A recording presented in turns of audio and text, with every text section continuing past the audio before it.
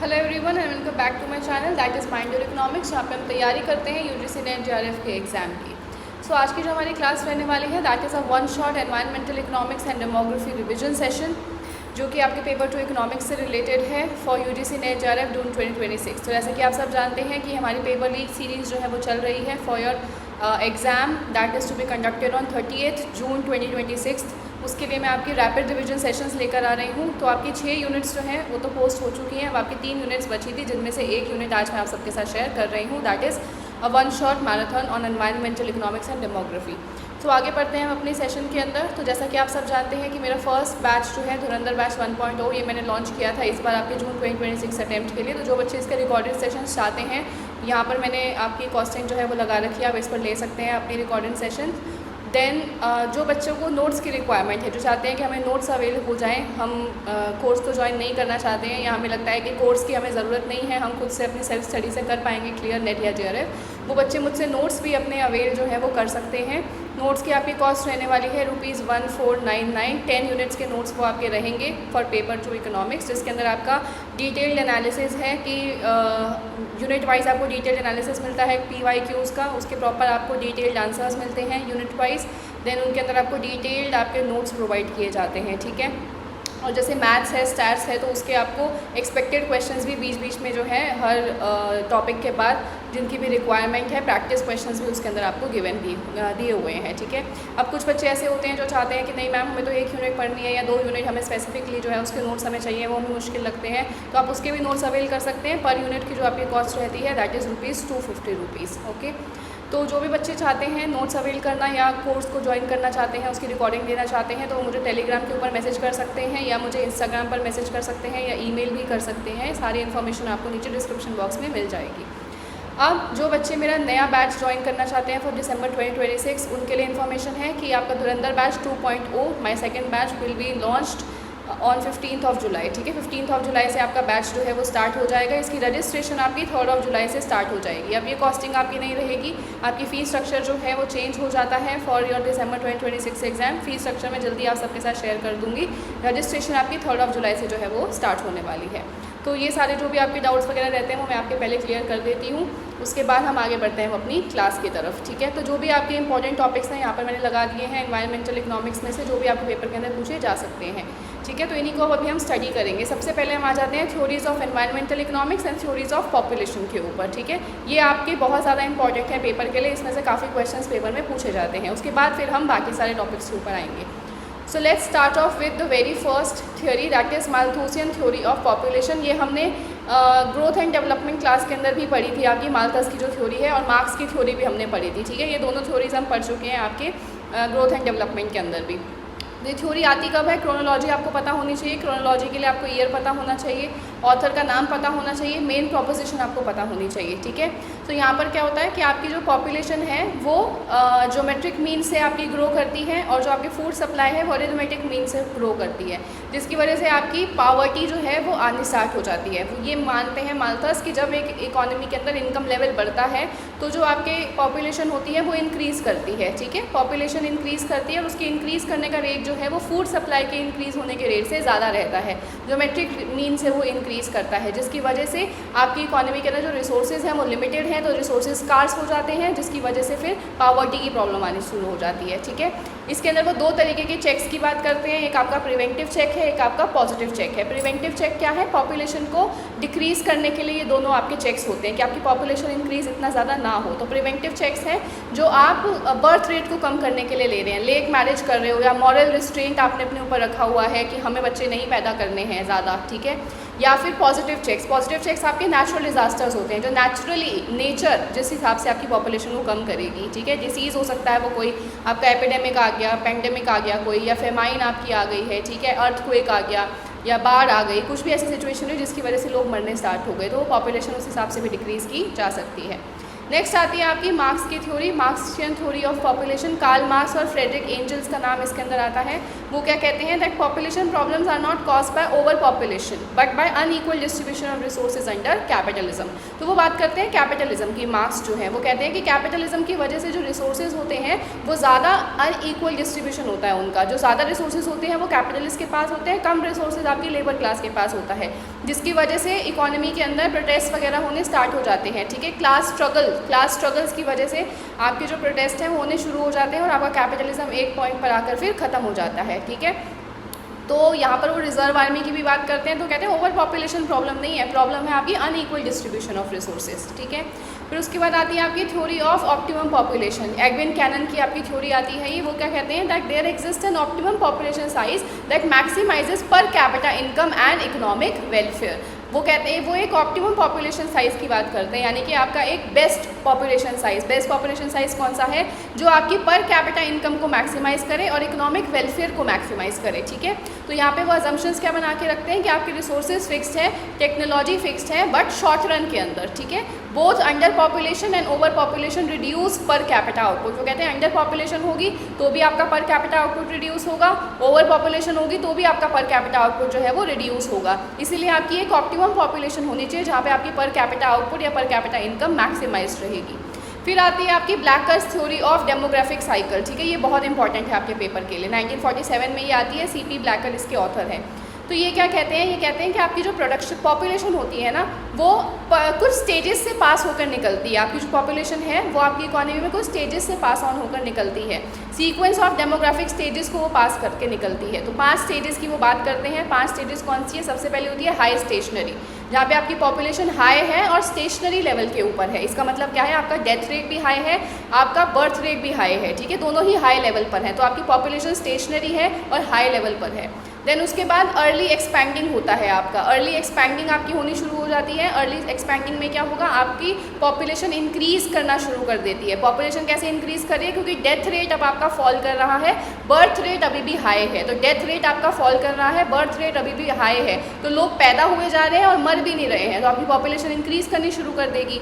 फिर आता है आपका लेट एक्सपैंडिंग। ठीक है, लेट एक्सपैंडिंग स्टेज के अंदर भी आपकी पॉपुलेशन जो है वो इंक्रीज़ कर रही है, बट उसके इंक्रीज़ करने का रेट धीरे धीरे कम हो रहा है। धीरे धीरे कम क्यों हो रहा है, क्योंकि अब आपका बर्थ रेट भी फॉल करना शुरू कर देगा, बिकॉज ऑफ एजुकेशन अब बर्थ रेट भी आपका फॉल कर रहा है। फिर आपका लेवल आता है लो स्टेशनरी का, जहाँ पे आपका बर्थ रेट भी लो लेवल पर है और आपकी डेथ रेट भी लो लेवल पर है, और यहाँ पे आपकी पॉपुलेशन स्टैग्नेंट है, पॉपुलेशन स्टेशनरी लेवल पर है। फिर उसके बाद आता है डिक्लाइनिंग पॉपुलेशन। डिक्लाइनिंग पॉपुलेशन कब होगी, जब आपकी बर्थ रेट भी फॉल कर रही है, डेथ रेट भी फॉल कर रही है, और बर्थ रेट का फॉल होने का रेट आपके डेथ रेट से ज़्यादा है। ठीक है, इनिशियली क्या होता है, डेथ रेट के फॉल होने का जो रेट होता है वो बर्थ रेट के फॉल होने के रेट से ज़्यादा होता है, लेकिन आपकी पॉपुलेशन फॉल कब करना शुरू करती है, जब आपके बर्थ रेट का डिक्लाइन ज़्यादा हो जाता है in comparison to death rate के डिक्लाइन से। ठीक है, यानी कि आपका बर्थ रेट ज़्यादा जल्दी कम हो रहा है, क्योंकि लोग बहुत ज़्यादा एजुकेटेड हो चुके हैं, उन्हें पता है कि पॉपुलेशन ज़्यादा नहीं होनी चाहिए, और डेथ रेट भी आपका डिक्लाइन कर रहा है, यानी कि अब आपके यहाँ पे हेल्थ सर्विसेज भी बहुत अच्छी हैं, तो इस सिचुएशन में आपकी पॉपुलेशन फॉल करना शुरू कर देती है, जो कि आपका चाइना के केस में होने वाला है। ठीक है, नेक्स्ट आती है आपकी डेमोग्राफिक ट्रांजिशन थ्योरी। इसके अंदर भी आपकी स्टेजेस हैं, वॉरेन थॉमसन और फ्रैंक नोटस्टीन की थ्योरी आपकी है। इसके अंदर आपकी 4 स्टेजेस हैं। ठीक है, आपकी जो इनिशियली 4 स्टेजेस की बात की जाती है, सबसे पहले कौन सी आती है, हाई स्टेशनरी, जहाँ पे आपका हाई लेवल है पॉपुलेशन का, then early expanding, then late expanding, और लास्ट में आपकी लो स्टेशनरी। लेटर ऑन 5वीं स्टेज भी इसके अंदर ऐड की गई थी आपकी, जिसको पॉपुलेशन डिक्लाइन कहा गया है। तो नोटस्टीन ने इसके अंदर स्टेज 5 जो है वो भी ऐड करी थी, जब आपकी पॉपुलेशन फॉल करना शुरू कर देती है। ठीक है, वैसे आपको जो पेपर के लिए याद रखना है वो याद रखना है कि ब्लैकर की थ्योरी में 5 स्टेजेस हैं, डेमोग्राफिक ट्रांजिशन की थ्योरी में 4 स्टेजेस हैं। ठीक है, नेक्स्ट आती है आपकी डाल्टन की थ्योरी ऑफ ऑप्टिमम पॉपुलेशन। तो डाल्टन क्या कहते हैं, he refined optimum population theory by introducing a measurable relationship between population size and per capita income. तो उन्होंने क्या कहा था, ऑप्टिमम पॉपुलेशन के बारे में ही बात करी है उन्होंने, और साथ साथ में उन्होंने एक और चीज़ आपकी मेंशन करी है। वो क्या मेंशन करी है कि उन्होंने एक रिलेशनशिप बनाया है between population size and per capita income, उसके बीच में उन्होंने बात करी। Optimum population occurs where per capita income is highest. आपकी ऑप्टिमम पॉपुलेशन कहाँ पे होती है, जब पर कैपिटा इनकम आपकी हाईएस्ट होती है, जो आपकी थ्योरी ऑफ ऑप्टिमम पॉपुलेशन ने भी कही है।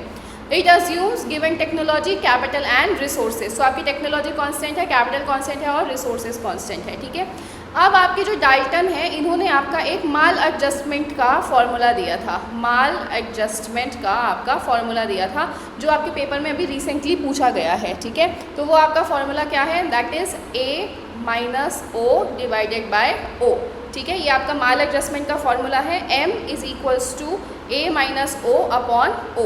अब यहाँ पे M क्या है, ये तो आपकी डिग्री ऑफ माल एडजस्टमेंट हो ही गया। A है आपकी एक्चुअल पॉपुलेशन, ठीक है, this is your actual population, और O क्या है यहाँ पे आपका, this is your optimum population, ठीक है, this is your optimum population. तो माल एडजस्टमेंट को उन्होंने क्या कहा है, actual population minus optimum population divided by optimum population से उन्होंने उसको रिप्रेजेंट किया है। तो अगर आपका M की वैल्यू 0 हो जाती है तो इसका मतलब क्या है, आपकी एक्चुअल पॉपुलेशन ऑप्टिमम पॉपुलेशन के बराबर है, ठीक है।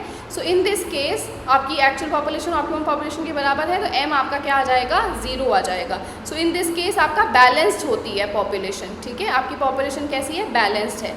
अगर M इज़ मोर देन 0 आ जाए, इसका मतलब आपकी एक्चुअल पॉपुलेशन ऑप्टिमम पॉपुलेशन से ज़्यादा है, सो इन दिस केस आपकी ओवर पॉपुलेशन है, ठीक है, ओवर पॉपुलेशन है। अगर M की वैल्यू लेस देन 0 हो जाए तो इन दिस केस आपकी एक्चुअल पॉपुलेशन ऑप्टिमम पॉपुलेशन से कम है, इसका मतलब there is under population, alright. तो ये कॉन्सेप्ट रिसेंटली अभी आपके पेपर में पूछा गया है, बैलेंस्ड वाला पूछा गया था, तो M की वैल्यू आपकी इक्वल्स टू 0 थी वहाँ पर आंसर में, तो ये आपसे पूछा गया है, तो इसलिए ये इंपॉर्टेंट हो जाती है आपकी थ्योरी। आगे चलते हैं अब हम, ओके, आगे अब आपकी आ जाती हैं डेमोग्राफी की आपकी, ठीक है, डेमोग्राफी की आपकी कौन कौन सी थ्योरीज़ हैं।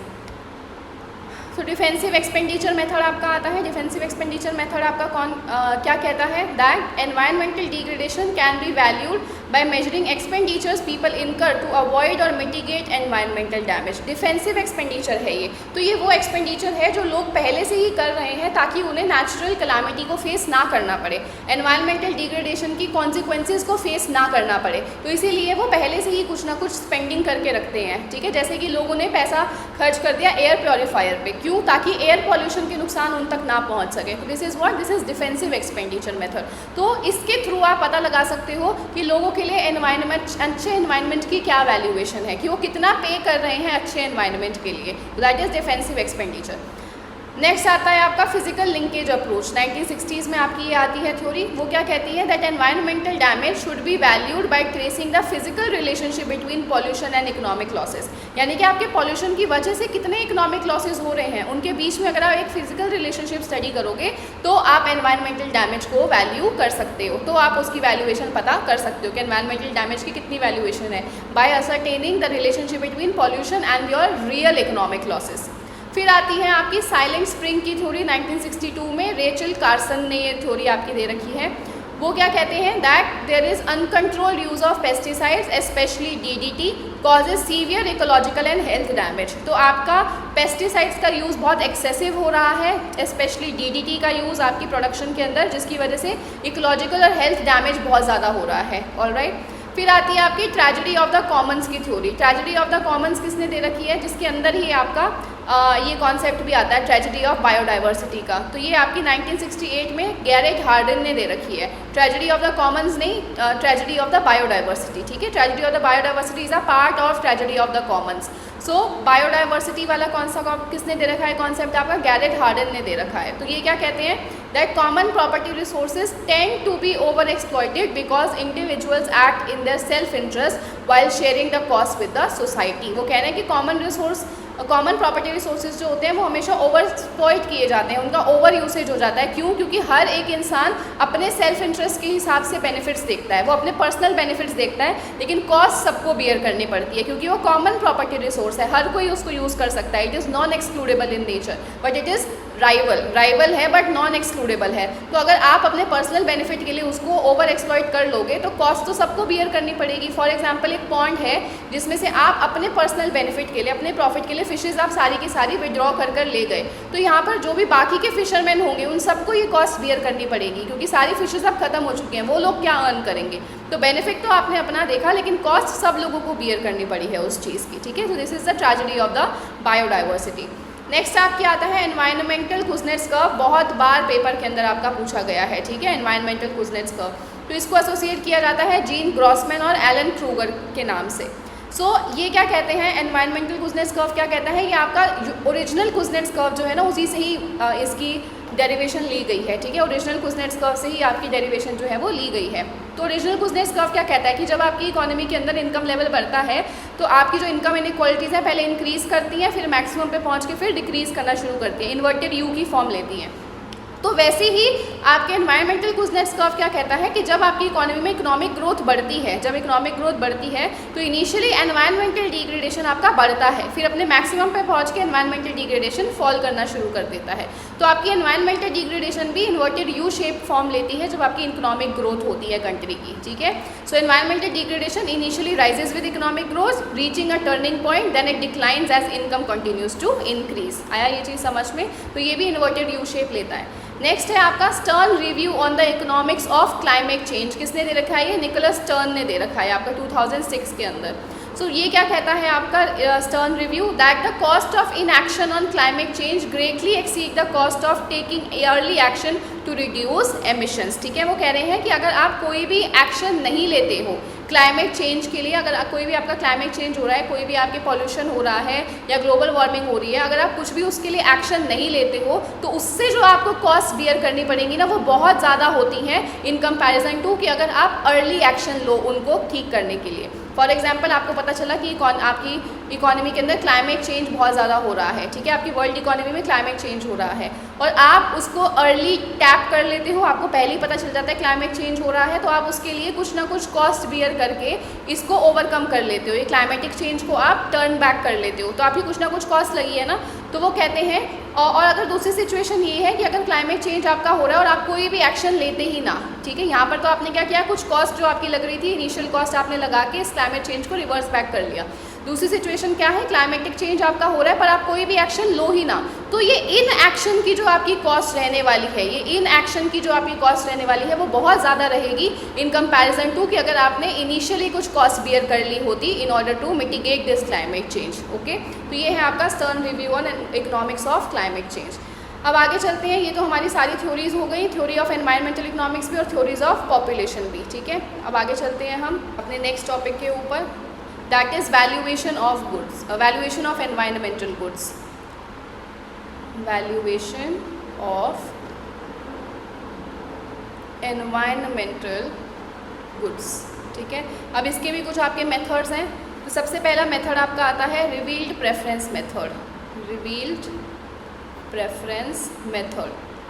तो आपको माइक्रो इकोनॉमिक्स का कॉन्सेप्ट पता है ना, रिवील्ड प्रेफरेंस का। रिवील्ड प्रेफरेंस क्या होता है कि जब एक इंसान मार्केट में जाके चॉइस मेकिंग करता है, जब वो मार्केट में जाके एक्चुअली प्रोडक्ट्स को बाय करता है, तब हम ऑब्जर्व करते हैं कि उसकी क्या प्रेफरेंसेस हैं। जैसे अब मार्केट के अंदर एप्पल्स भी प्रेजेंट है, ऑरेंजेस भी प्रेजेंट है और बनानास भी प्रेजेंट है, और एक इंसान को हम स्टडी कर रहे हैं, उसकी नीड्स को या उसकी वांट्स को हम स्टडी कर रहे हैं, उसकी चॉइस मेकिंग को हम स्टडी कर रहे हैं, तो हम उससे डायरेक्टली जाके पूछेंगे नहीं, हम उसको ये नहीं कहते कि आप एप्पल चूज़ करोगे, ऑरेंज चूज़ करोगे या बनाना। हम उसे ऑब्जर्व करते हैं कि जब वो मार्केट में जाता है तो वो एप्पल खरीद के लाता है, ठीक है।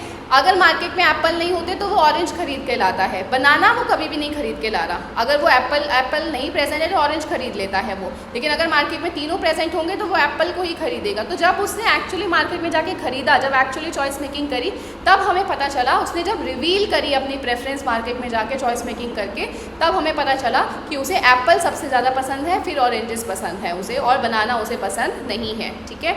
तो this is reveal preference method. तो वैसे ही reveal preference method in the case of environmental goods क्या कहता है कि हम जाके डायरेक्टली नहीं पूछ रहे हैं सामने वाले बंदे से कि आप इस एनवायरमेंटल गुड को कितना प्रेफर करते हो, आप इस एनवायरमेंटल गुड के लिए कितनी पेमेंट करने को राज़ी हो, ठीक है। साफ़ हवा के लिए आप कितना पेमेंट करोगे, साफ़ पानी के लिए आप कितना पेमेंट करोगे, हम डायरेक्टली उनसे नहीं पूछ रहे। जब वो मार्केट के अंदर कुछ स्पेंडिंग कर रहे हैं, जब वो मार्केट के अंदर एक्चुअली अच्छी हवा के लिए कुछ स्पेंडिंग कर रहे हैं, या जब वो एक्चुअली मार्केट में जाके अच्छे पानी के लिए स्पेंडिंग कर रहे हैं, अच्छे वातावरण के लिए जब वो स्पेंडिंग कर रहे हैं, अच्छे एनवायरनमेंट के लिए स्पेंडिंग कर रहे हैं, तो हमें पता चलता है कि हाँ उनकी रिवील्ड प्रेफरेंस है एनवायरमेंटल गुड के लिए। अगर फॉर एग्जाम्पल उन्होंने, जो लोग हैं उनको अपना घर खरीदना है, एक आपकी फैमिली है उनको घर खरीदना है, तो वो देखते हैं कि जहाँ पर आपका गार्डन एरिया अच्छा हो, आपका ग्रीनरी वाला एरिया हो या पानी के पास वाला एरिया हो, वहाँ पर हम अपना घर लेना प्रेफर करेंगे।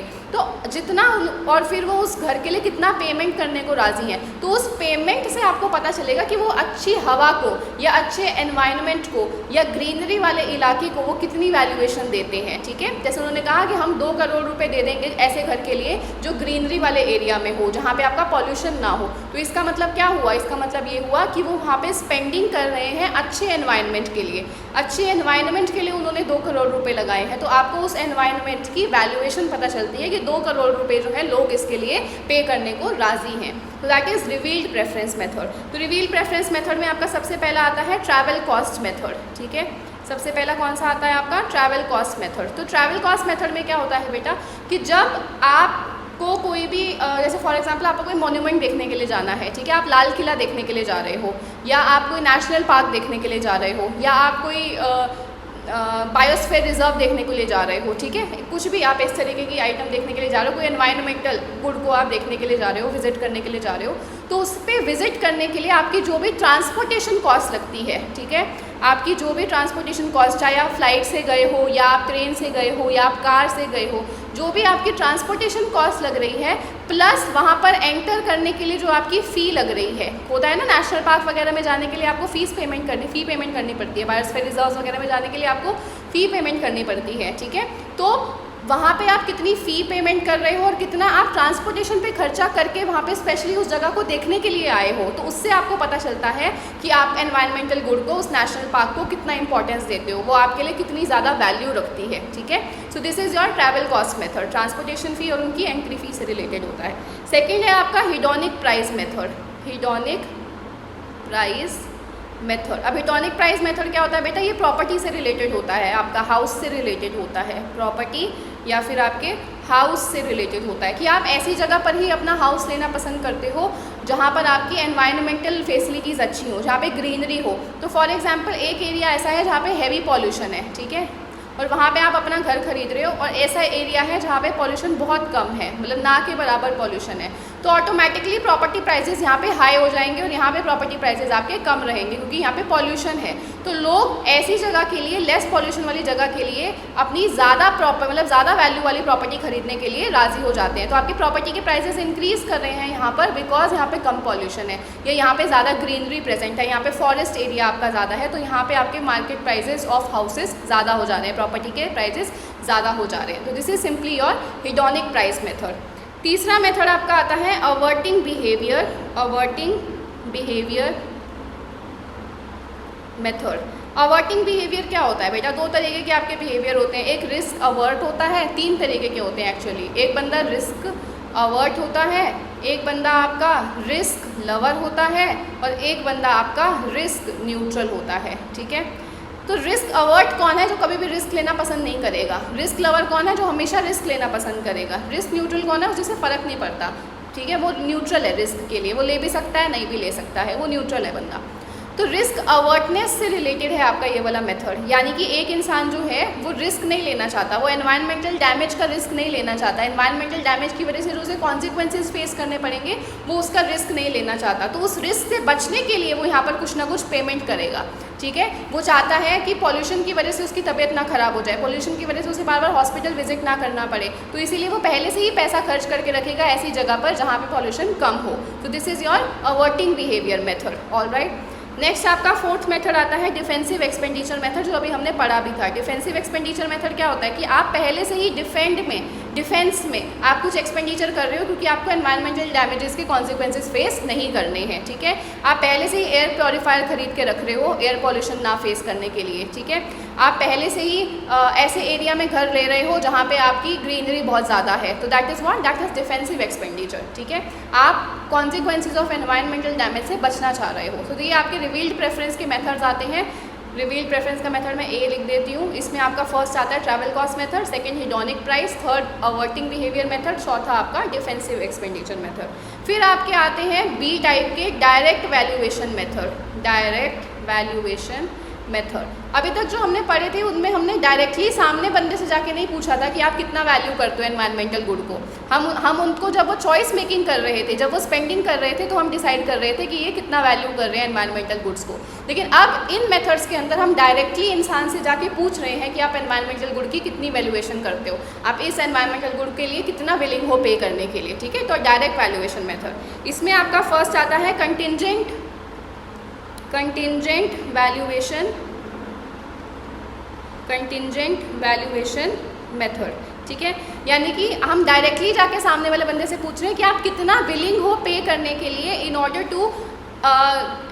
To get benefited from non pollution areas, ठीक है। आप कितना ज़्यादा पेमेंट कर सकते हो नॉन पॉल्यूशन एरियाज़ के लिए, या आप कितना पेमेंट कर सकते हो इस फॉरेस्ट को बचाने के लिए, या आप कितना पैसा दे सकते हो ये आपके जो बायोडाइवर्सिटी है उनकी कंजर्वेशन के लिए, कितना पैसा आप पे कर सकते हो। This is contingent valuation method, ठीक है, जब आप उनको कोई कंडीशन दे रहे हो, ठीक है।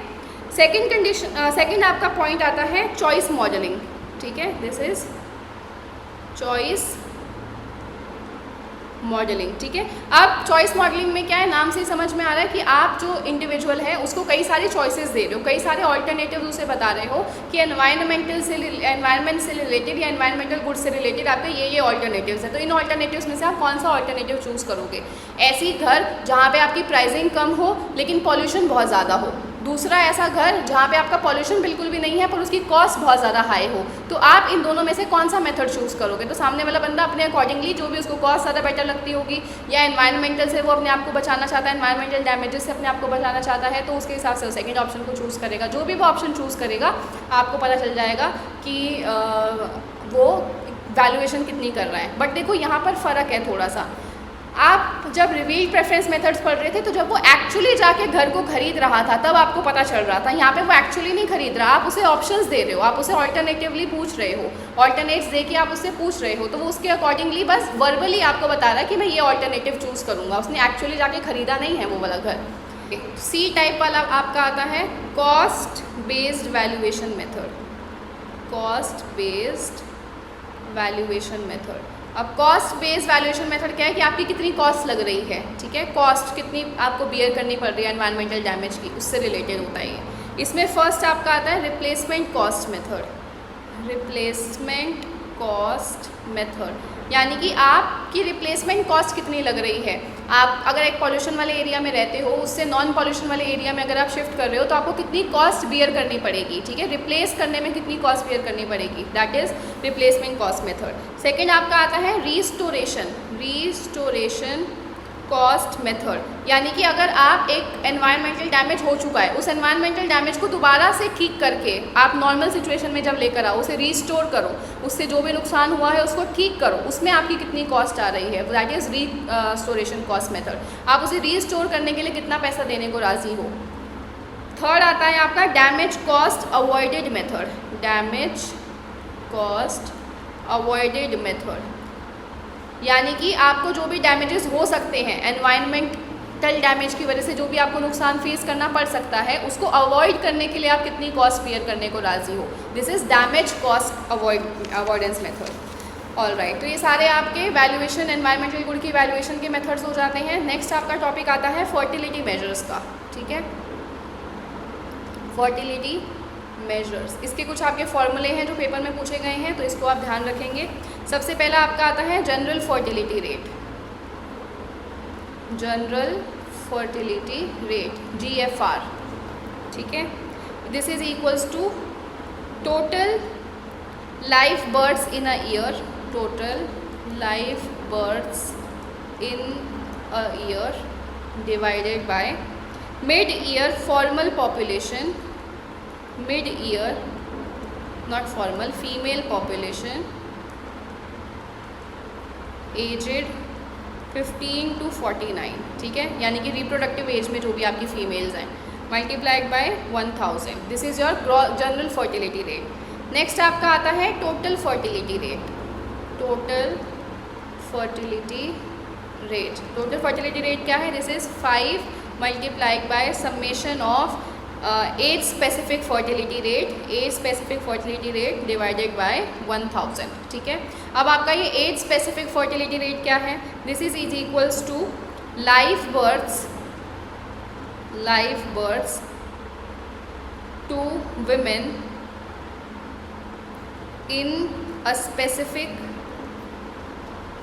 एज ग्रुप, ठीक है, जिस भी एज ग्रुप का आप निकाल रहे हो, जो जिसका भी आप एज स्पेसिफिक फर्टिलिटी रेट निकाल रहे हो, वो वाले एज ग्रुप में जितनी भी आपकी विमेन हैं उनको कितने लाइव बर्थ्स हुए हैं, divided by number of women in that age group, number of women in that age group, जिस भी एज ग्रुप की आप बात कर रहे हो उसमें कितनी मेंबर्स हैं आपकी, कितनी फीमेल है, मल्टीप्लाइड बाय 1000, ठीक है।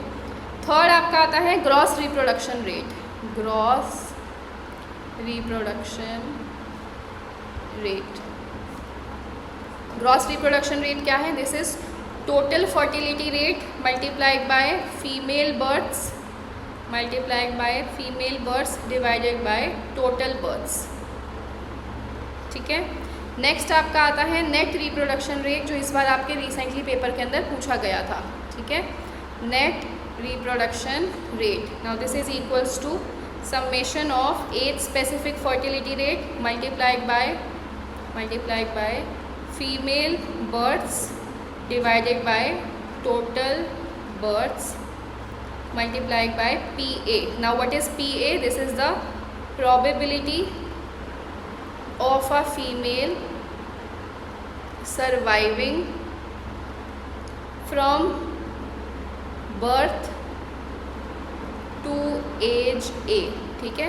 एक पर्टिकुलर एज आपकी दे रखी है ए, तो एक फीमेल के अपने बर्थ से लेके इस एज तक पहुंचने की क्या प्रोबेबिलिटी है, ये आपका आता है नेट रिप्रोडक्शन रेट के अंदर। अब आपसे ये जो क्वेश्चन पूछा गया था that was NRR equals to 1 कब होता है? When population exactly replaces itself, ठीक है, एग्जैक्टली रिप्लेसेस इटसेल्फ। तो NRR की वैल्यू क्या होगी? नेट रिप्रोडक्शन रेट की वैल्यू 1 हो जाती है। अब नेट रिप्रोडक्शन रेट की वैल्यू मोर देन 1 कब होती है? When population is structurally expanding, जब आपकी पॉपुलेशन स्ट्रक्चरली एक्सपैंड कर रही होती है, ठीक है। जब आपके NRR की वैल्यू लेस देन 1 है then population is structurally declining, okay. अब ये वाला पूछा गया था तो ये दोनों आपके पेपर में पूछे जा सकते हैं, ये वाला भी रिपीट हो सकता है, ये दोनों भी पूछे जा सकते हैं, तो आपके लिए ये इंपॉर्टेंट हो जाता है। नेक्स्ट आपके आते हैं, ये तो फर्टिलिटी रेट हो गए आपके बर्थ रेट से रिलेटेड। नेक्स्ट है आपके मॉर्टैलिटी रेट्स, मॉर्टैलिटी रेट पे भी आ सकता है क्वेश्चन। सो सबसे फर्स्ट आपका आता है इसमें क्रूड डेथ रेट, ठीक है। क्रूड डेथ रेट का फॉर्मूला क्या है? This is total deaths in a year divided by total mid-year population, total mid-year population multiplied by 1000. Second आपका आता है age specific death rate, age specific death rate, that was age specific birth rate, अब है age specific death rate.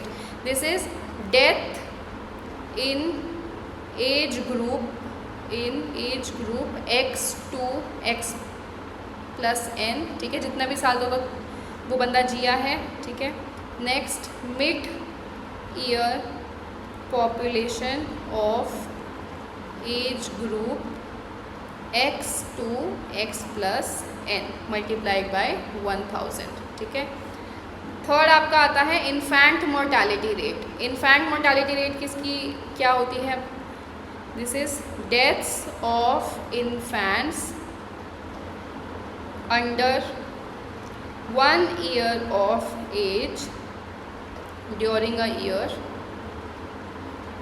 ठीक है, 1 साल से कम जो उम्र के बच्चे मर जा रहे हैं, divided by total live births during that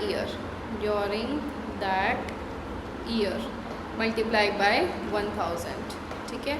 ये आपका इन्फेंट मोर्टालिटी रेट है। ये तीनों आपके मोर्टालिटी रेट्स में से पेपर में पूछे जा सकते हैं। देन आपका आता है morbidity measures. Now what is morbidity? This is the proneness to diseases, ठीक है, डिसीज़ प्रोननेस को आप मॉर्बिडिटी कहते हो। तो इसके अंदर आपके 2 तरीके के रेट्स आते हैं, एक आता है आपका इंसिडेंस, एक आता है आपका प्रेवलेंस, ठीक है। एक आपका इंसिडेंस रेट आता है, एक आपका प्रेवलेंस रेट आता है। इंसिडेंस क्या होता है बेटा? जो नए केसेस आपके आ रहे हैं उस डिसीज़ के, this is number of new cases of a disease during a specific period divided by population at risk during that period यानी कि ये नए वाले केसेस के बारे में बात होती है, मल्टीप्लाई बाय 1000। प्रेवलेंस रेट क्या है अब आपका, ये आपके जो ऑनगोइंग केसेस चल रहे हैं, पुराने केसेस भी और आपके नए केसेस भी, जो आपके आज अभी एक्टिव केसेस चल रहे हैं, ठीक है।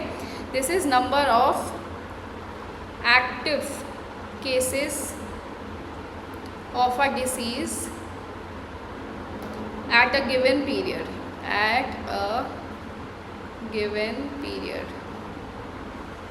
divided by total population at that period, total population in that period, ठीक है, मल्टीप्लाइड बाय आपका फिर से 1000। ओके, तो ये मॉर्बिडिटी मेजर्स आपके हो जाते हैं जो पेपर के अंदर पूछे जा सकते हैं, आपके लिए इंपॉर्टेंट है। नेक्स्ट क्वेश्चन आपका आ रहा है अब रिसेंटली, पहले तो बहुत क्वेश्चन आते थे इसके ऊपर लेकिन बीच में आने बंद हो गए थे, दैट इज़ लाइफ टेबल। अब फिर से रिसेंटली आपसे क्वेश्चन पूछा गया है लाइफ टेबल के ऊपर, ठीक है। तो लाइफ टेबल में सबसे पहले आपको क्या समझना है कि एक्स, नाउ एक्स क्या है, ये है आपका एज इंटरवल, ठीक है। एज इंटरवल है आपका from x age to x plus n age. जैसे ये 10 साल है तो 10 में 5 साल और ऐड कर दिया, तो 10 से 15 साल की उम्र के लोग, ठीक है। तो ये आपका एज इंटरवल है। फिर आता है आपका क्यू एक्स। क्यू एक्स क्या है, this is d x divided by l x. This is what, this is probability of dying between age x and x plus 1, यानी कि 1 साल के अंदर मरने की, जिस भी आप इंटरवल की बात कर रहे हो उसमें 1 साल के में मरने की प्रोबेबिलिटी कितनी है, that is Q x which is nothing but D x upon L x. अभी डी एक्स क्या है, एल एक्स क्या है, अभी आगे आपको पता चलेगा। नेक्स्ट है आपका p x. P x is equals to 1 minus q x which is also equals to l x plus 1 divided by l x. This is probability of surviving, ठीक है, this is the probability of surviving from age x to x plus 1। अब जो लोग एक साल के अंदर जी गए उनके जीने की प्रोबेबिलिटी कितनी है, ठीक है, this is P x. Next आपका आता है एल एक्स। अब आ गया आपका एल एक्स। एल एक्स क्या है, this is l x minus 1 minus d x minus 1, ठीक है। ये किसके बराबर होता है आपका, this is number of survivors alive at exact age x. तो आपके 10 साल की उम्र में कितने लोग आपके सर्वाइव कर रहे हैं, अभी भी जिंदा है 10 साल की उम्र के जितने भी लोग, दैट इज़ एल एक्स। फिर आता है आपका d x. What is d x, d x is l x minus l x plus 1 which is equals to q x, sorry l x into q x, ठीक है, this is l x into q x.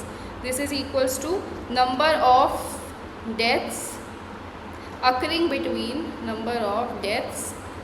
between age x and x plus 1। अब dx क्या है, जितने लोग मर रहे हैं आपके 1 साल के अंदर, तो इसलिए qx आपका प्रोबेबिलिटी कैसे निकली, जितने लोग मर रहे हैं आपके 1 साल के अंदर, ठीक है, जितने लोग मर रहे हैं आपके 1 साल के अंदर डिवाइडेड बाय जितने लोग आपके टोटल सर्वाइवर्स हैं at the age of x, ठीक है, जितने लोग अभी ज़िंदा हैं आपके आज के टाइम पे 10 साल की उम्र में जितने लोग ज़िंदा हैं, मतलब टोटल पॉपुलेशन, उसमें आप कितने लोगों को देख रहे हो जो लोग आपके मर जाएंगे, ठीक है, 1 साल के अंदर जो लोग मर जाएंगे, तो वो आपकी प्रोबेबिलिटी मिल जाएगी मरने वाले लोगों की। ऑल राइट, नेक्स्ट आता है आपका एल एक्स। अच्छा, ये चीज़ मैंने थोड़ी मिस्टेक करी है, this is capital L, this is l x minus 1, ठीक, ऑल राइट, यहाँ पर भी this is capital L, all right. Now what is Lx? This is small lx plus 1 divided by 2. Now what is this? This is total person years lived by the cohort, cohort का मतलब होता है group, ठीक है, by the cohort between age x and x+1, ठीक है। तो ये वो हैं, वो सारे के सारे लोग हैं जो आपके इस एज ग्रुप के अंदर जिए हैं, ठीक है, जो इस एज ग्रुप के अंदर जी गए हैं x से x+1 के अंदर। नेक्स्ट है आपका Tx। Tx is what? Summation of i is equals to x till w l i, ठीक है। This is what? This is total person years, total person years lived past age x until maximum lifespans, maximum lifespan w। तो Tx क्या है? ये आपके total person years हैं जो लोग जी गए हैं x साल के बाद, ठीक है, until उनका पूरा लाइफ स्पैन पूरा ना हो जाए, यानी कि जो w उनका लाइफ स्पैन है तब तक जो लोग जिए हैं आफ्टर एज x, 10 साल से अपनी जो उनकी पूरी उम्र है वो जो लोग जिए हैं उनका टोटल सम पर्सन ईयर्स है ये। नेक्स्ट है आपका Ex। Ex is Tx upon Lx which is life expectancy, life expectancy at age x, ठीक है।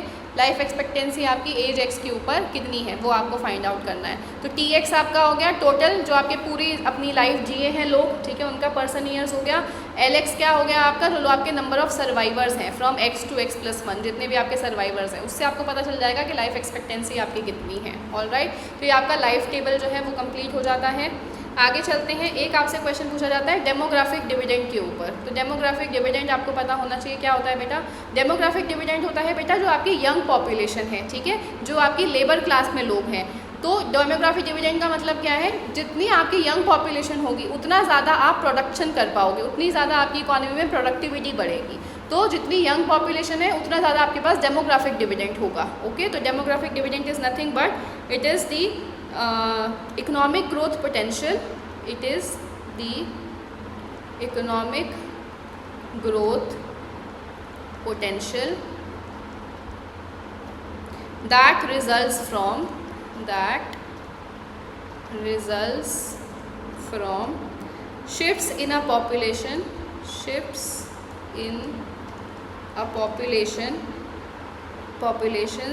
age structure, specifically when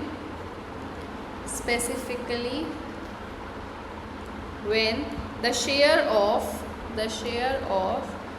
working age population is मोर, ठीक है। जब आपकी वर्किंग एज पॉपुलेशन ज़्यादा हो, जब आपकी लेबर क्लास में लोग ज़्यादा हो, यंग पॉपुलेशन जब आपके यहाँ पे ज़्यादा हो, तो आपकी इकोनॉमिक ग्रोथ पोटेंशियल बढ़ जाता है, आपका इकोनॉमिक ग्रोथ पोटेंशियल और अच्छा हो जाता है, क्योंकि आपकी प्रोडक्शन बढ़ेगी, प्रोडक्टिविटी बढ़ेगी आपकी इकोनॉमी के अंदर, जिसकी वजह से आपको डेमोग्राफिक डिविडेंड फेस करना होता है, ठीक है। तो डेमोग्राफिक डिविडेंड हमारे इंडिया के पास बहुत ज़्यादा है, क्योंकि इंडिया की पॉपुलेशन कैसी है? यूथ है हमारे पास ज़्यादा, यंग पॉपुलेशन है, वर्किंग एज पॉपुलेशन हमारे पास ज़्यादा है, तो हमारा इकोनॉमिक ग्रोथ पोटेंशियल काफ़ी अच्छा है। ऑलराइट, चलिए आगे चलते हैं। एनवायरमेंटल प्रोटोकॉल्स के ऊपर अब आपका क्वेश्चन आ जाता है पेपर के अंदर, ठीक है। तो ये तो अगर आपने पेपर 1 में एनवायरमेंटल प्रोटोकॉल्स अपने पढ़े हैं तो वहाँ से आप आसानी से सॉल्व कर भी सकते हो, बट मैं वो प्रोटोकॉल्स आपको करवा रही हूँ जो आपके पेपर 2 के लिए इंपॉर्टेंट है, ठीक है। तो सबसे पहला आपका आता है इसमें मॉन्ट्रियल प्रोटोकॉल। मॉन्ट्रियल प्रोटोकॉल कब आता है? आपका ईयर पता होना चाहिए, क्योंकि क्रोनोलॉजी बेस्ड क्वेश्चन आता है, 1987 में आता है, ओजोन से रिलेटेड है, ओजोन डिप्लीशन से। तो ये है आपका ओजोन डिप्लीटिंग सब्सटेंसेस से रिलेटेड, कि ओजोन डिप्लीटिंग सब्सटेंसेस को आपको कम करना है, उनको फेज डाउन करना है। फिर आपकी आती है किगाली अमेंडमेंट, ठीक है, किगाली अमेंडमेंट, ये आती है आपकी 2016 के अंदर, ठीक है। ये क्या कहते हैं कि फेज डाउन करो, ये भी ओजोन डिप्लीशन से रिलेटेड है, ये कहते हैं फेज डाउन करो आप हाइड्रोफ्लोरोकार्बन्स को, ठीक है, हाइड्रोफ्लोरोकार्बन्स को फेज डाउन करो ताकि ओजोन डिप्लीशन आपका कम हो सके, ठीक है। नेक्स्ट आपका आता है रियो अर्थ समिट, रियो अर्थ समिट, ये आपका आता है 1992 के अंदर, ठीक है। इसके अंदर आपके United nation conference on environmental development, UNCED, United nation conference on environmental development आपका आता है। इसके अंदर आपके 3 तरीके के फ्रेमवर्क सेट होते हैं। एक आता है आपका United Nation convention on climate change, UNFCCC, ठीक है। This is United Nation federation convention on United Nation framework convention on climate change, ठीक है।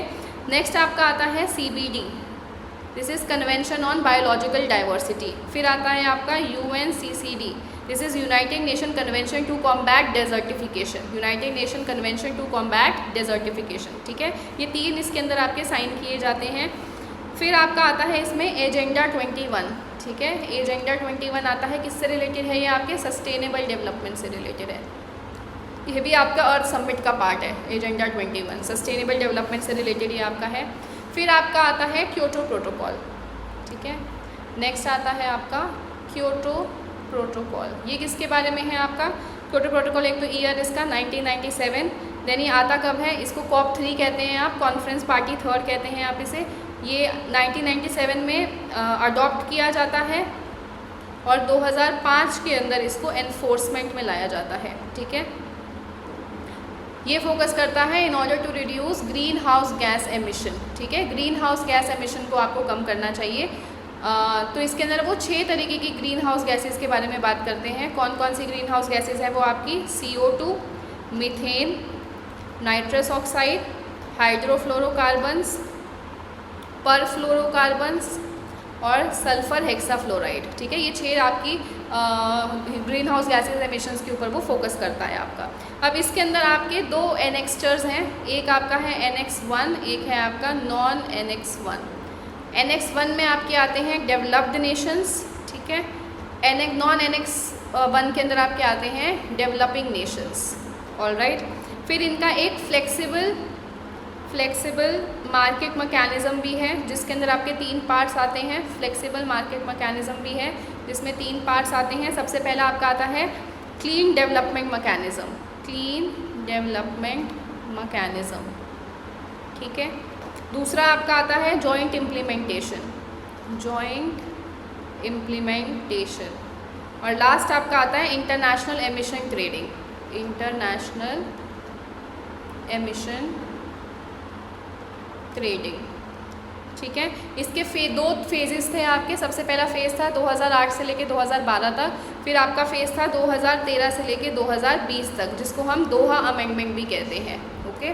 तो ये आपके लिए बहुत इंपॉर्टेंट है, इसीलिए मैं इसको इन डिटेल बता रही हूँ आपका क्योटो प्रोटोकॉल, ठीक है, ऑलराइट। फिर आपका आता है Rio+20, Rio+20 आपका आता है, जिसे आप UNCSD के नाम से जानते हैं, United Nation convention on sustainable development, ठीक है। तो ये आपका सस्टेनेबल डेवलपमेंट से रिलेटेड है, सस्टेनेबल डेवलपमेंट से रिलेटेड है ये आपका। इसकी जो आपकी रिपोर्ट थी, रिपोर्ट का नाम था the future we want. Paper का क्वेश्चन है, PYQ है, द फ्यूचर वी वांट। और इसी के अंदर आपके SDGs के लिए भी बात की गई थी, सस्टेनेबल डेवलपमेंट गोल्स की भी इसके अंदर ही आपकी बात की गई थी, ऑलराइट। फिर आपका स्टॉकहोम कॉन्फ्रेंस, ठीक है। ये आपका आता है 1972 के अंदर। ये लीड करता है यूनाइटेड नेशन एनवायरनमेंटल प्रोग्राम को। ये आपका फर्स्ट एनवायरनमेंटल प्रोग्राम आया था पूरे वर्ल्ड के अंदर स्टॉकहोम कॉन्फ्रेंस से, this United Nation environment programme. Then आपका आता है फिर पेरिस अग्रीमेंट, ठीक है। पेरिस अग्रीमेंट आता है आपका 2015 के अंदर, जिसके अंदर आपके नेशनली डिटर्मिन्ड कॉन्ट्रीब्यूशंस के बारे में बात की जाती है, ठीक है। नेशनली डिटर्मिन्ड कॉन्ट्रीब्यूशन के बारे में आपकी बात की जाती है। इसी के अंदर आपके जो सस्टेनेबल डेवलपमेंट गोल्स हैं उनको इम्प्लीमेंट किया गया था, ठीक है, उन्हें इंट्रोड्यूस किया गया था आपका। आगे चलते हैं अब। इसके अंदर आपकी टारगेट आपको याद होने चाहिए कि आपका जो ग्लोबल टेम्परेचर है उसको 2 डिग्री सेल्सियस तक, pre industrial level 2 degree Celsius तक कम करना जाएगा और फर्दर कोशिश की जाएगी ताकि वो 1.5 डिग्री सेल्सियस तक पहुंच जाए, ठीक है। 2 degree Celsius pre industrial level तक लेकर जाना है, 2 degree Celsius pre industrial level तक लेकर जाना है और कोशिश करनी है कि वो कम हो सके 1.5 degree Celsius pre industrial level तक, ओके। तो ये आपका पेरिस अग्रीमेंट का गोल है। फिर आते हैं आपके MDGs, मिलेनियम डेवलपमेंट गोल्स, जिसके अंदर आपके आते हैं 8 गोल्स आते हैं आपके, ठीक है। देन 18 आपके टारगेट्स आते हैं, जिन्हें बाद में रिवाइज़ करके 21 टारगेट कर दिया गया था। फिर आपके इंडिकेटर्स आते हैं 48 इंडिकेटर्स थे आपके, जिन्हें बाद में रिवाइज़ करके 60 कर दिया गया था। 60 इंडिकेटर्स आपके हो गए थे। इसका पीरियड रहा आपका 2000 से लेके 2015 के बीच में, मिलेनियम डेवलपमेंट गोल्स आपके। अब ये आपके 8 गोल्स रहे हैं। कौन कौन से गोल्स हैं आपके? This is MDG 1, 2, 3, 4, 5, 6, 7, 8। तो फर्स्ट MDG है आपका eradicate extreme poverty and hunger. Second आपका है achieve universal primary education, achieve universal primary education. Then third है आपका promote gender equality, promote gender equality and empower women, and empower women. Fourth आपका है reduce child mortality, reduce child mortality. Then fifth है improve maternal health, improve maternal health. Sixth है combat HIV, combat HIV, AIDS, malaria and other diseases, malaria and other diseases. ठीक है। Then seventh है आपका ensure environmental sustainability, ensure environmental sustainability. और last है आपका develop a global partnership, develop a global partnership for development. Okay, ये आपके 8 goals हैं, मिलेनियम डेवलपमेंट गोल्स हैं ये आपके। ऑल राइट, इसके बाद आपके आते हैं सस्टेनेबल डेवलपमेंट गोल्स, SDG के, सस्टेनेबल डेवलपमेंट गोल्स। अच्छा, अब इसके आपके जो सब टारगेट्स हैं, ठीक है, इसके आपके हर एक के सब टारगेट्स भी हैं। अब कौन से टारगेट्स आपके लिए इंपॉर्टेंट है वो उसके लिए मैं एक नेक्स्ट वीडियो आपकी पोस्ट करूँगी, पीपल डेवलपमेंट एनवायरनमेंट की, पेपर 1 की। ठीक है, पेपर 1 की आपकी पीपल डेवलपमेंट एनवायरनमेंट की पोस्ट करूँगी मैं, उसमें मैं इसके सब टारगेट्स भी मेंशन करूँगी, कौन से सब टारगेट्स आपके पेपर के लिए इंपॉर्टेंट है। तो उस वीडियो को आप ज़रूर से देख लीजिएगा। ठीक है, इस वीडियो के बाद वो आपकी जो है वीडियो पोस्ट की जाएगी पीपल डेवलपमेंट एनवायरनमेंट की, तो उसके अंदर मैं सारे सब टारगेट्स मेंशन करूँगी, तो उसे भी आप ज़रूर से देख लीजिएगा। ठीक है, फिर आती है आपकी सस्टेनेबल डेवलपमेंट गोल्स। इसका पीरियड आपका रहता है 2015 से 2030 के बीच में।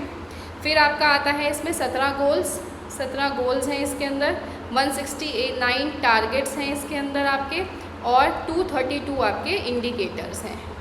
ओके, अब इसके अंदर आपके कौन कौन से हैं, SDG 1, 2, 3, 4, 5, 6, 7, 8, 9, 10, 11, 12, 13, देन 14, 15, 16, 17। ये बाय हार्ट आपको क्रोनोलॉजी वाइज याद होने चाहिए, पेपर 1 के लिए भी, पेपर 2 के लिए भी, बहुत इंपॉर्टेंट है। No poverty, zero hunger, good health and wellbeing, quality education, then आपका gender equality, then clean water and sanitation,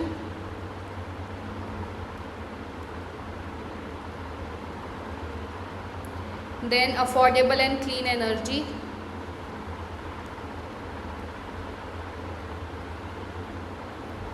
एक है आपका decent work and economic growth,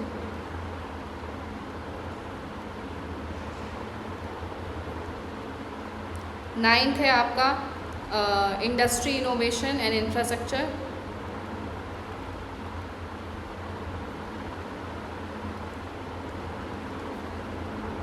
tenth है आपका रिड्यूस्ड इनइक्वालिटीज़, 11th है sustainable cities and communities,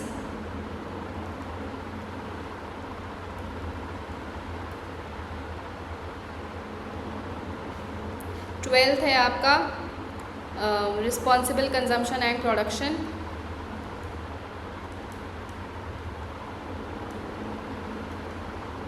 13th है आपका climate change, 14 है लाइफ बिलो वाटर, 15th है लाइफ ऑन लैंड,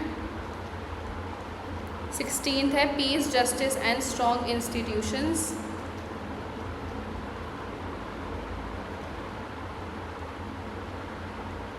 और 17 है partnership for the goals.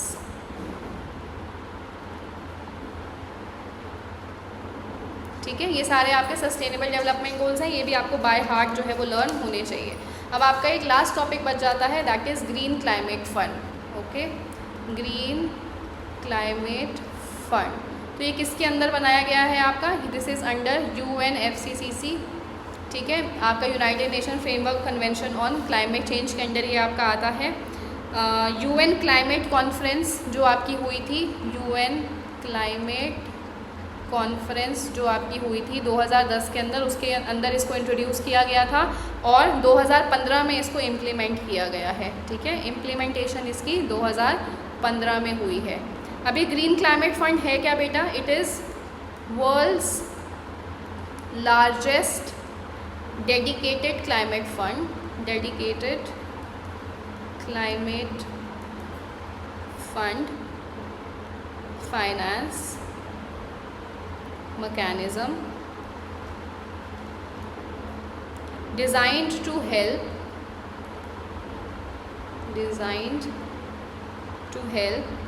developing countries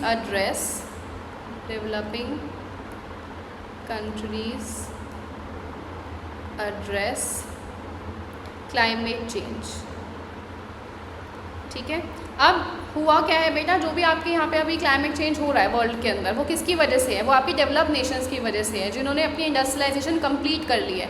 जो उन्होंने इंडस्ट्रियलाइजेशन करी थी उसके टाइम का जो पॉल्यूशन है, उस टाइम की जो ग्लोबल वार्मिंग है, उसका इम्पैक्ट आज हमें देखना पड़ रहा है। तो जो डेवलपिंग कंट्रीज़ हैं उनको तो ज़्यादा कॉस्ट बियर करनी पड़ रही है, उनको तो अभी डेवलप होना है, उनको तो अभी अपनी डेवलपमेंट पे फोकस करना है, तो वो लोग क्लाइमेट चेंज को कैसे एड्रेस करेंगे? तो क्लाइमेट चेंज को एड्रेस करने के लिए, जैसे रिन्यूएबल एनर्जी के ऊपर फोकस करने के लिए अब उन्हें फंड्स की ज़रूरत है, उन्हें ग्रो भी करना है और साथ ही साथ क्लाइमेट चेंज के ऊपर भी उन्हें ध्यान देना है। तो उस क्लाइमेट चेंज के लिए जो फंड्स की अवेलेबिलिटी है, रिन्यूएबल एनर्जी को एक्सपैंड करने के लिए जो भी उन्हें ज़रूरत है डेवलपिंग कंट्रीज़ को, तो आपका ग्रीन क्लाइमेट फंड में से वो पैसा जो है वो दिया जाता है आपकी डेवलपिंग कंट्रीज़ को, ताकि वो क्लाइमेट चेंज मिटिगेशन में हेल्प कर सके। ऑलराइट, तो ये है आपका ग्रीन क्लाइमेट फंड। इसका जो हेडक्वार्टर्स हैं आपके सोंगड़ो के अंदर, ठीक है। सोंगड़ो जगह है, इसके अंदर आपके हेडक्वार्टर्स हैं। ऑलराइट, तो इसी के साथ आपके सारे जो टॉपिक्स हैं of environmental economics and demography वो कंप्लीट हो जाते हैं। आज की क्लास जो है आई थिंक आपके लिए काफ़ी ज़्यादा फ्रूटफुल रही होगी, आपको समझ में आया होगा कि क्या क्या चीज़ें आपके एनवायरमेंटल इकोनॉमिक्स के अंदर पूछी जा सकती हैं। सो जल्दी ही मैं नई वीडियो आप सबके लिए लेकर आऊँगी, तो आगे बढ़ने से पहले आप जल्दी से जाके फटाफट मेरे चैनल को सब्सक्राइब कर लीजिए। ऐसी वीडियोस के लिए मैं ऐसी वीडियोस आपके लिए लेकर आती रहती हूँ लगातार टिल योर एग्ज़ाम। आपके सारे जो 10 यूनिट्स हैं वो कंप्लीट हो जाएंगी। ये 7th यूनिट मैं वीडियो आपकी पोस्ट कर रही हूँ, नहीं 8th यूनिट में आपकी ये पोस्ट कर रही हूँ। 9th 10th यूनिट आपकी अब रह गई है खाली, दैट इज़ पब्लिक इकोनॉमिक्स, और एक आपका रह गया है मनी एंड बैंकिंग, ठीक है। उसकी भी वीडियोस मैं आपके लिए जल्दी लेकर आ जाऊँगी। 8 यूनिट्स मैं कंप्लीट करवा चुकी हूँ, बाकी अगर यूनिट्स आपने अभी तक नहीं देखे हैं तो जल्दी से जाके देख लीजिए मेरे चैनल पर। चैनल को सब्सक्राइब जरूर कर लीजिएगा, इस वीडियो को लाइक ज़रूर करके चाहिएगा। जल्दी मैं नई वीडियो आप सबके लिए लेकर आऊँगी, तब तक के लिए stay healthy, wealthy and nerdy and do not forget to mind your economics. Thank you so much.